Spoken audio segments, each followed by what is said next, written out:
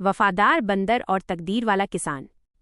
बहुत समय पहले सूखे खेतों और धूल भरी सड़कों से घिरे एक छोटे से गांव में एक गरीब किसान रहता था जिसका नाम रामू था।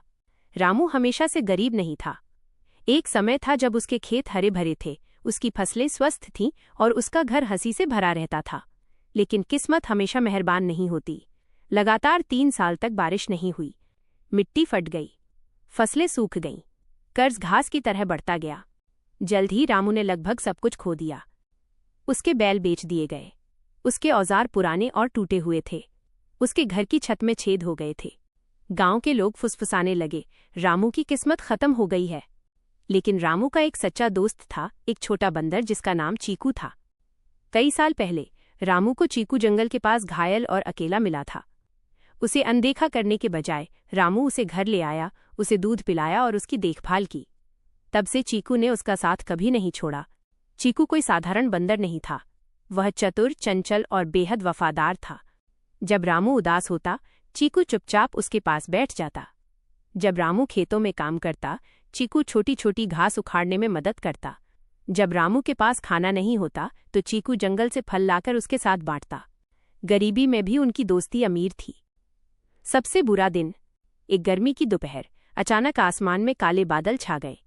कई सालों के सूखे के बाद आखिरकार बारिश आई, लेकिन वो गुस्से के तूफान की तरह आई। तेज हवाएं चलीं, बिजली कड़की, बारिश नदी की तरह बरसने लगी। रामू का कमजोर घर उस तूफान को सह नहीं पाया। छत गिर गई, अनाज का छोटा भंडार बह गया। सुबह तक सब कुछ बर्बाद हो चुका था। रामू कीचड़ में बैठकर अपनी जिंदगी के टूटे हुए टुकड़ों को देखता रहा। उसने धीरे से कहा, लगता है तकदीर ने तय कर लिया है कि मुझे बस दुख ही सहना है।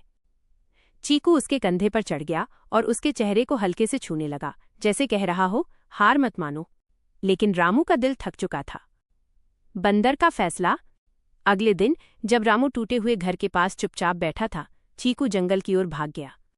कई घंटे बीत गए, रामू को तो पता भी नहीं चला कि चीकू गया हुआ है। शाम तक चीकू वापस आया, लेकिन उसके मुंह में कुछ चमक रहा था।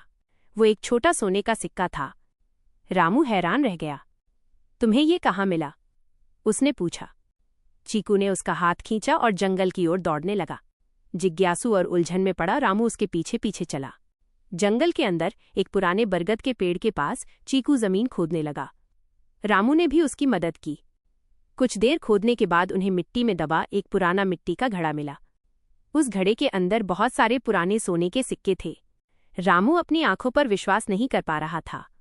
ऐसा लग रहा था कि बहुत साल पहले किसी ने वहां खजाना छुपाया था और फिर उसे भूल गया, और किसी तरह चीकू ने उसे ढूंढ लिया था। चरित्र की परीक्षा। रामू चाहता तो सारा सोना अपने पास रख सकता था। किसी को पता नहीं था, किसी ने उन्हें देखा नहीं था। लेकिन रामू एक ईमानदार आदमी था। वो गांव के मुखिया के पास गया और सारी बात बता दी। गांव के बुजुर्ग उसकी ईमानदारी देखकर हैरान रह गए। उन्होंने जांच करने का फैसला किया। कई हफ्तों की खोज के बाद भी खजाने का कोई मालिक नहीं मिला। वो खजाना 100 साल से भी ज्यादा पुराना था।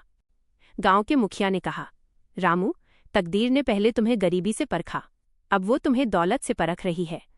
तुम्हारी ईमानदारी के कारण यह खजाना तुम्हारा है। रामू की आंखों में आंसू भर आए। कई सालों बाद उसे पहली बार उम्मीद महसूस हुई। बर्बादी से उन्नति तक। सोने के सिक्कों से रामू ने अपना घर पहले से ज्यादा मजबूत बनवाया। उसने अच्छे बीज खरीदे, अपनी जमीन सुधारी, उसने दूसरे गरीब किसानों की भी मदद की।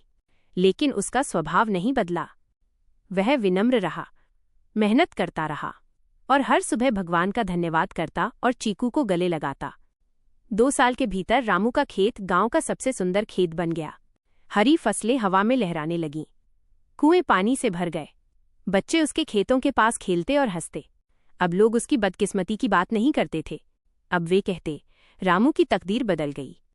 लेकिन रामू मुस्कुराकर कहता, मेरी तकदीर उस दिन बदल गई थी जिस दिन मैंने दया को चुना था। अंतिम सीख। एक शाम जब सूरज डूब रहा था, रामू अपने नए घर के बाहर बैठा था। चीकू उसके पास आराम कर रहा था। रामू ने धीरे से कहा, जानते हो मेरे दोस्त, जब मैंने तुम्हें सालों पहले बचाया था तब मुझे लगा था कि मैं एक बेबस बंदर की मदद कर रहा हूं। लेकिन शायद तकदीर मेरे भविष्य के लिए उम्मीद बो रही थी। चीकू खुशी से आवाज निकालते हुए उसके कंधे पर चढ़ गया।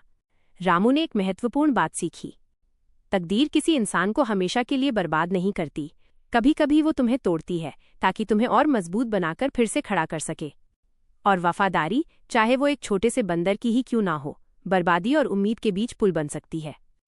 कहानी की सीख: दया और ईमानदारी कभी बेकार नहीं जाती। जब जिंदगी पूरी तरह टूटी हुई लगे, तब भी तकदीर दर्द को उम्मीद में बदल सकती है, अगर आप हार नहीं मानते।